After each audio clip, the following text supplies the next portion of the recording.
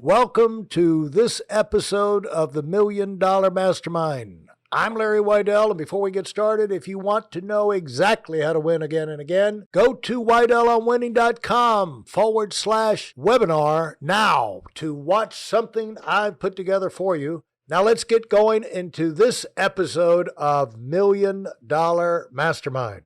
I'm here and I'm having fun right now talking with Dr. Roger Seheult. And Roger, the thing is that I heard you say, in terms of being proactive and finding things to motivate you to do things, you did that kind of with your approach to learning in terms of where you got to where you learned the material and then anticipated what the questions would be. That's never occurred to me in my life. To go ahead and anticipate what would the question be on this. Now, to write it down, to memorize, to outline, and all of that stuff. But for me to internalize that and take it to another point, but that's just something you put in your mind that can cause you to be more focused, really. And that's what finding the extra motivation will allow you to do. And so you had all these things working, and you thought, well, if I get the good grades, I'm going to make a impression with Betty, the beautiful blonde. And so how did it end up? Well, I mean, it worked out great. What was astounding to me is when I finally talked to Betty and we got married, and we have 3 kids now. And when I ask her, she looks back at those times, and the one thing that she said that attracted herself to me was the fact that I was getting really good grades. And so it's kind of funny. It worked. I deluded myself into thinking something that I thought was wrong, but actually turned out to be true. And that was quite something. It worked out well. Yeah. And the lesson in that is do what is in front of you, maximize, that's one thing you could do. You couldn't make yourself better looking, funnier, dramatically change your charisma overnight, but you could try and make your mark with the grades, and, standing out there. So if you want to be outstanding, folks, grab whatever opportunity you have, hit it hard. And when you stand out, you attract attention. Like one out of what'd you say, 400, 300 or something? Yeah, like that? yeah. I mean, it wasn't all the time, but if you do it enough times, you get up the top. Yeah. And people, if you want to make your mark, you want to get noticed in the marketplace or at your job or whatever, hit it hard and make yourself outstanding where people have to take notice of you. Really great story, really great insights. And I think we'll find as we move forward, that's going to set the stage for your method of attack in a lot of areas. So did you feel an evolution of yourself as you were studying into going from least likely to succeed in school? All of a sudden you get in gear, you start getting better grades in high school, excellent top marks in college. As you went through this journey of climbing the ladder, did you feel yourself turning into a doctor? A doctor person? I didn't feel like a doctor until I was in residency after 4 years in medical school. But no, I did. It's almost as though it was this out of body experience I was having. Like I was going to wake up and it was going to be a dream, because for the first time in my life, I was doing something and I was good at it. And I was wondering, when was the other shoe going to drop? When was this going to stop? It was almost as though it was almost like a divine appointment. And when I think about it and I look back at those days, I distinctly remember, in my upbringing, we were, and even now, just very Christian. We would read the Bible, and I'm reminded of a story in the Bible that fascinated me, and I thought about it often. And it's a story. It's a very famous story. If anyone who knows of the stories in the Bible, it's when Solomon, who's this young boy, and he inherits the throne of Israel at a very young age. His father, David, is one of the greatest kings of Israel, and he's supposed to inherit this. And he goes to God and God asks him, what is it that you want? What is it? And I'll give it to you, whatever it is. And what would we do? What if we were in that position? We've all been faced with the genie coming out of the bottle, and you get the three wishes. What he says, what Solomon says, is he looks at a situation. He says, I'm going to be the king of a country. And instead of asking for riches, instead of asking for wealth, he asks for wisdom. And not just so he can show off and be smart. He tells you the reason why he wants wisdom. He wants wisdom so that he can effectively administer justice to his people. That's first and foremost in his mind. And of course, if you know the story, God is so impressed with what he asks for that not only does he promise Solomon wisdom and judgment, but he also says, I'm also going to give you riches as well, even though you didn't ask for it. And so as a small kid, I'm listening to this story and I'm like, man, I got this down. If God ever asks me, what is it that he wants to give me? Make sure I don't ask for riches, but if I ask for what he wants me to ask, he'll give me riches. And so that's kind of an overstatement. But the point of the story that really got me is that maybe I did ask for wisdom, and maybe he gave it to me, and maybe that's why things were improving. Not only that, it wasn't like I wasn't studying hard. I was doing hard work, but it was this cooperation. It wasn't given to me as a gift only, although the gift was there. It also required hard work, and both of those together. That's point number one. Point number two is, and you'll see this theme happening over and over again throughout this story, is making sure that your calling or your charter or whatever it is that you think you've been called to do is to help other people. You see this time and time again. Larry, think about this.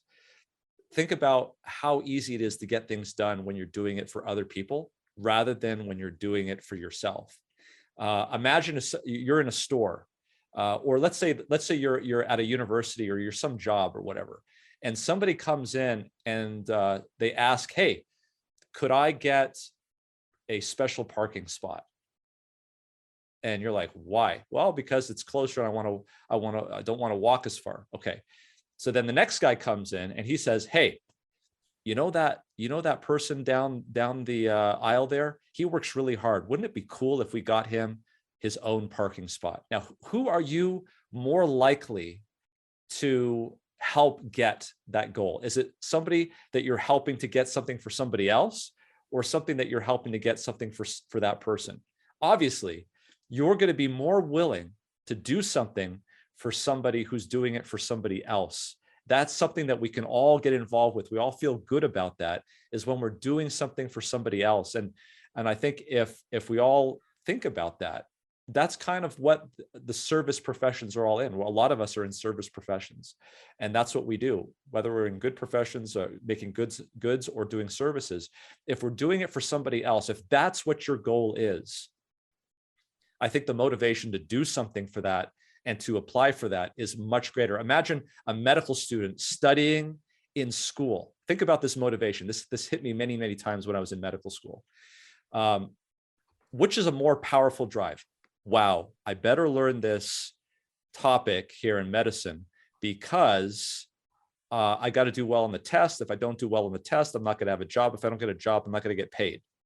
Okay, that's one way of thinking about it. Another way of thinking about it is, wow, I better learn this disease really well because one day there's going to be somebody with this disease that comes to my clinic. And if I know it and I understand it and I know how to recognize it, I could change someone's life. And so this is the type of things that I was facing on a daily basis when I was in medical school, is this motivation to know your trade so that you can execute your duty on mankind. It's a very high, noble calling, but it's not just in medicine. It happens every day in all walks of life. And I think if we started to think about that more and more, we would probably do a better job. I don't know what you think, Larry. Talk about how you began your migration to becoming an actual teacher and trainer. You said that actually started while you were in school. Yeah. So when I was at UCR, I don't know why I did this, but I decided to get into teaching. And there was a tutoring center there at UCR. And I would go down there and I would teach, physics, chemistry to students that had a hard time. So over and over again, I started to hone those skills of teaching. I also took the MCAT, which is a medical training aptitude test for medical school entry, and I did fairly well on that. And so I was picked up by Kaplan Test Prep to teach. So I would do that for a few years. And this was like a part-time job, it was a part-time job. Well, I was in college. Through school, making a little money, and whatever kind of job you can, for those youngsters we have listening, whatever kind of job you can find that's related to, possibly related to your future after college, look for it, do it, because that's going to help dramatically improve your learning, because it's going to change the context that you go about your business, that real world experience. And so very valuable. And so as you got in that, it was a natural progression up the ladder from just, following the hunch and doing well, enjoying it. And then you went into the MCAT thing. Yeah. And then I got accepted to medical school. So this is a little bit of an interesting thing here in terms of maybe things not going according to plan. And that would be when I was at UCR and my wife was going to this medical school. She was accepted to UCLA for medicine. And so I wanted to go to UCLA. And so I have applied to UCLA. I applied to a number of different medical schools. She was in a slightly different program than I was in, and where she got advanced a year. They cut out some of the years of college. And part of that very highly competitive program was that she went from UCR to UCLA and graduated in 1999 from UCLA School of Medicine. I was on a different track. I had to apply to these medical schools, more of a traditional track. And I applied to a number of these. I did not get into UCLA. And I was disappointed with that. The only medical school that I actually got into was Loma Linda. So here's a situation where, well, let's talk about that for a minute. How disappointed were you? I remember specifically the place I was, what I was doing, and even the music that was playing on the radio when I found out and opened up that envelope from UCLA saying, how it always starts. Right. There were many applicants this year. Yeah. Many of them were qualified. Already know how it's going, right? And so, so I was not, and it was almost a miracle that I didn't get into UCLA. And I'm not here to say how great of a person that I was in terms of academics, but I had a 3.99 GPA out of 4. I was scored in the top 97th percentile on the MCAT. I had research. I was a double major. For all intents and purposes, I should have been accepted to UCLA. By some miracle, I wasn't, because if I had been, I would have definitely have gone there. Right. And looking at my life, how it has unfolded, I think that would have been a mistake. Nothing against UCLA. My wife went there. She got a great education. I think the place for me was Loma Linda. Yeah. And that was because of the people that I met and the things that I've done. And I can tell you for a fact that MedCram would not be around today. A lot of the things that I'm doing today would not be around if any of those things had changed in terms of what really. And that's to realize that when things happen to you, it's not necessarily an accident or someone being arbitrary and holding you back, because from a worldly standpoint, you had overqualified to get into any of these schools, really, let's be honest, but you didn't. And so obviously that was like a brand on, that was never going to change. You're going to carry that the rest of your life, but that did send you in another direction. And when did you realize this might be a better place for me, and this might actually work out to my advantage? How long did it take for that to come? Yeah, it took, I'm not somebody that begrudges or carries things with them. So it wasn't too long, about a week or two, I started to realize that, Loma Linda was the place I was going to go. It was a lot more expensive, I'll tell you that. At the time, medical school at UCLA, this is back in the late 90s. So it was probably maybe $5,000 or $6,000 a year Yeah. at a state school. At Loma Uh-huh. Linda, it was about $25,000 a year to Wow. go there. So it was a Wow. significant amount. I mean, today in 2020, 2021, you could just probably triple those numbers and you'd Yeah. probably be about where it is. So yeah, it took me some time. It was kind of fun in some sense because my at the time my girlfriend, we had not yet got engaged, but my girlfriend was a medical student at UCLA. I was a medical student at Loma Linda, and we would kind of, have you learned about this yet? Have you learned about that Uh-huh. yet? And we would just kind of compare and contrast what we were doing.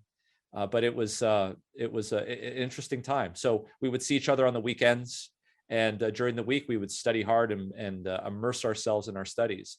So because Betty was a year ahead of me, she was graduating a year ahead of me. She graduated in 1999 from UCLA School of Medicine. And then for those of though in the listening audience who don't understand what happens after you graduate from medical school and you get your MD, you're not done. You don't really you can't really go out and practice. You don't have a medical license. You've got to do something called residency. And residency is for us, we both went into something called internal medicine. It's about 3 years. And so she was looking for a place to match. And so here I am at Loma Linda. And of course, we have residency programs at Loma Linda just as well as anywhere else. And so bottom line is I convinced my girlfriend, at that time we had proposed so she was my fiance at this point, to come to Loma Linda, and she matched. It's kind of an interesting process. What happens, you write down the programs that you want to go to, and then the programs write down the people they want to have match. It all goes into one big supercomputer, and it matches you. And so on match day, you get this envelope that literally tells you where you're going to spend the next 3 years of your life. You open this Really? envelope, you whip it open, and it's like, oh, I'm going to St. Louis, or oh, I'm going to Tampa. It depends.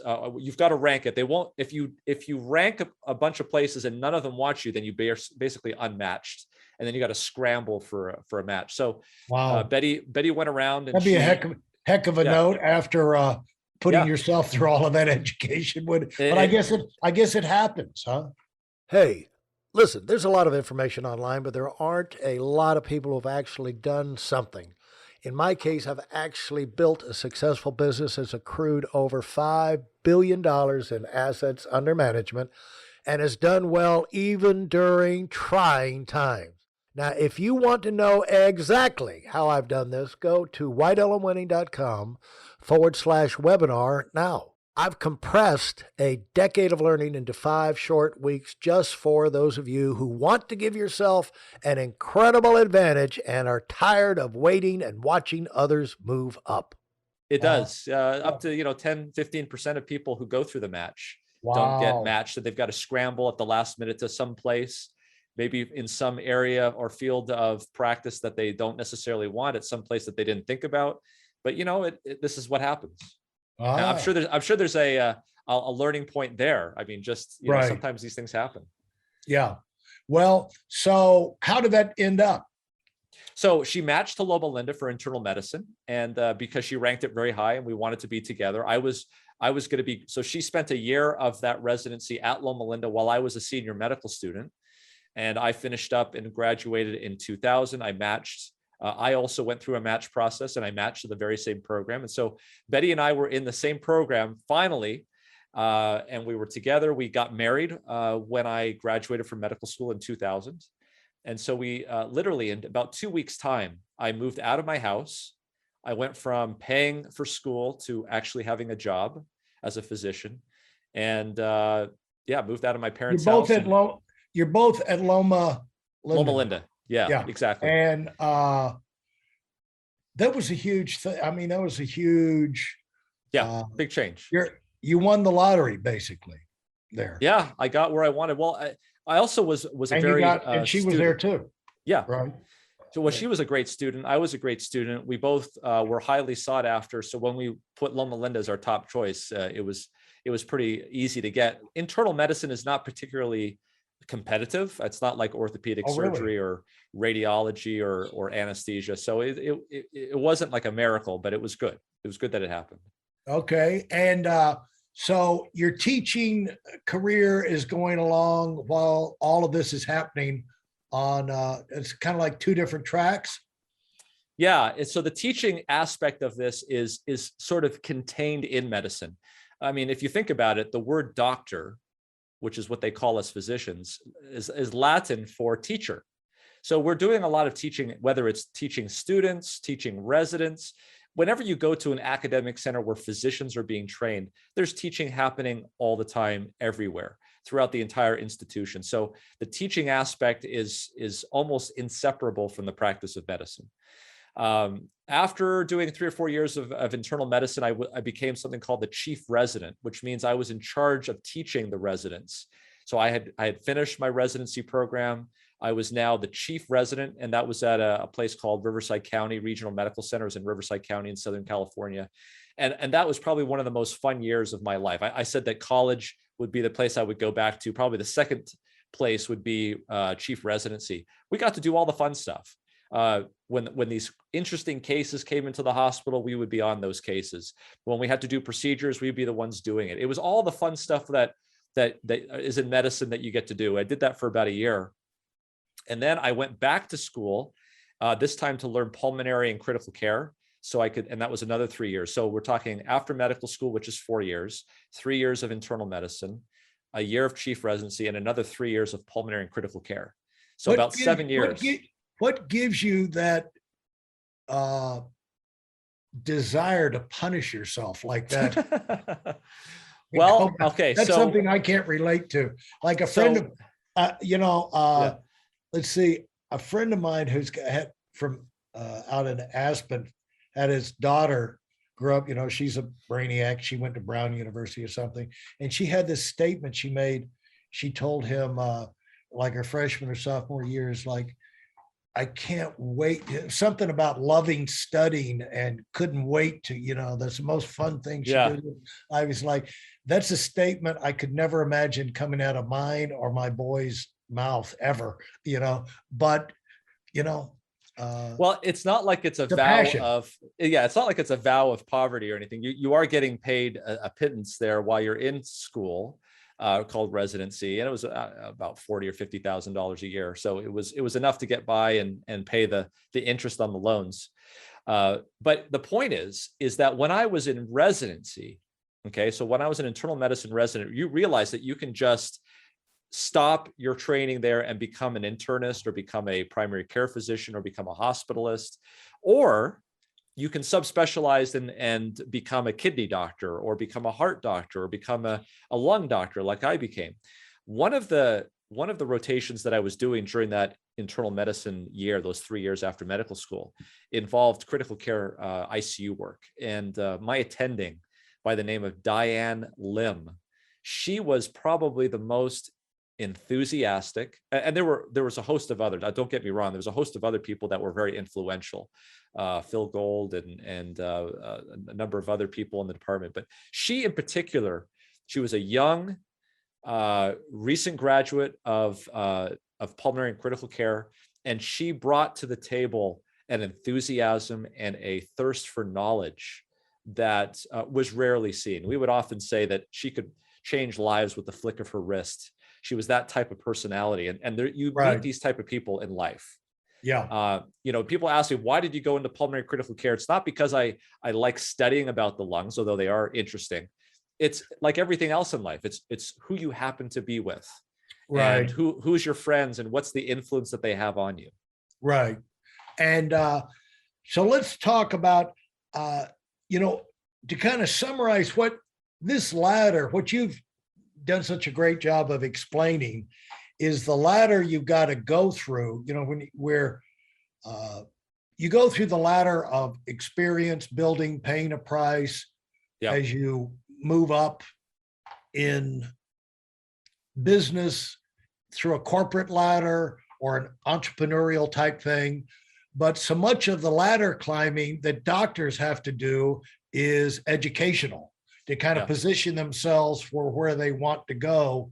And at some point, you got to stop climbing the ladder and launch. But that's not a guaranteed success, as just because, there's not like these high paying, wonderful jobs just sitting out there waiting all over the country for you have to kind of make your way. Talk about you have to make your way to get out of that situation and make that the transition, you know.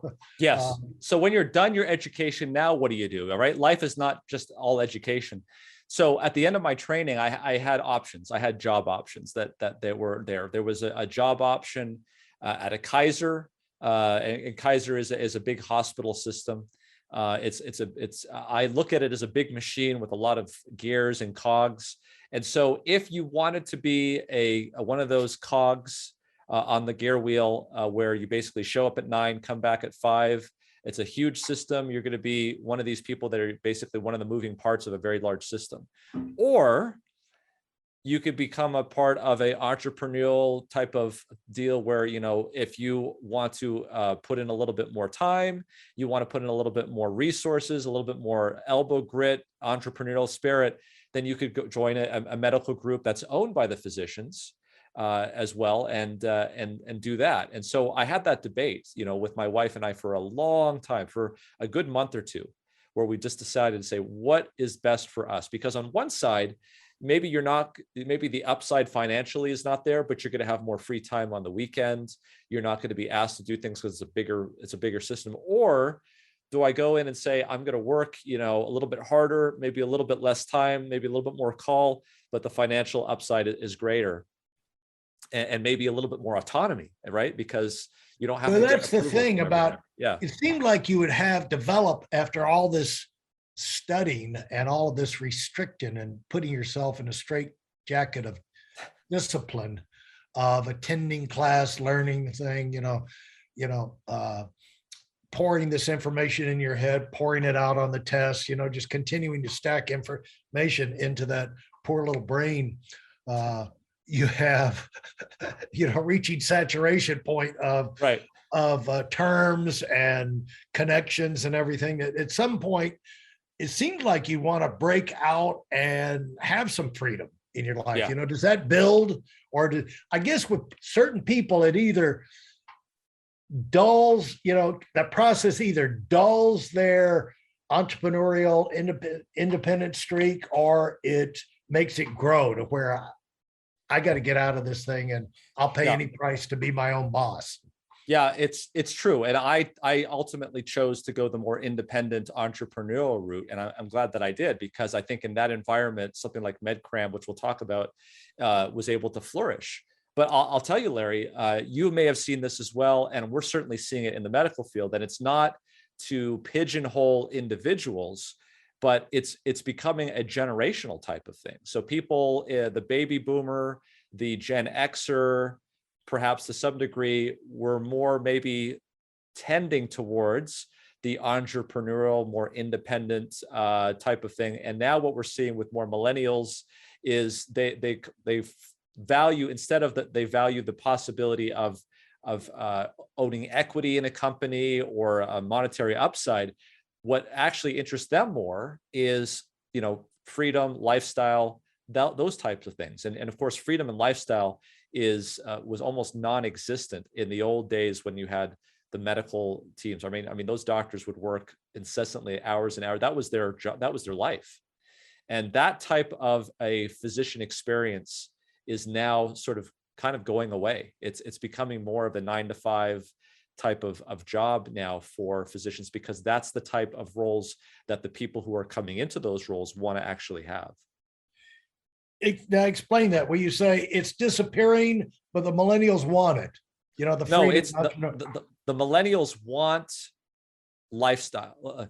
Okay, I don't want to be too dogmatic. No, we're just talking about conceptually. Yeah. Yeah, there are certainly exceptions, and I don't want to label everyone, but as somebody who is involved with medical recruitment and trying to get people to our medical group, I've been involved with that. What we are seeing when we advertise, hey, here's the pluses of coming to our group. It used to be that owning equity in the company, becoming a partner, having an upside with owning the business and things of that nature, that used to appeal. That doesn't appeal as much as it used to. What now appeals is, hey, I don't want to have to take call. Hey, I don't want to have to, I want to be able to make sure that I've got my free time. even if it means that I'm getting paid less. Wow. That is much more of a plus now than it used to be. So for those of upcoming doctors who have that entrepreneurial thing, more opportunities for you. Yeah. Yeah, exactly. more Yeah. opportunities for you to go against the grain. Right. Very, very interesting insights. If you enjoyed what you've heard and are dead serious about finding out for yourself exactly how this works in the real world, I've taken the most valuable business lessons I've learned over 40 years and put them into something for you to watch. Go to whiteelementary.com/webinar now in order to move up as fast as possible. I'm Larry Weidel, and I run the $1 Million Mastermind. Go, go, go.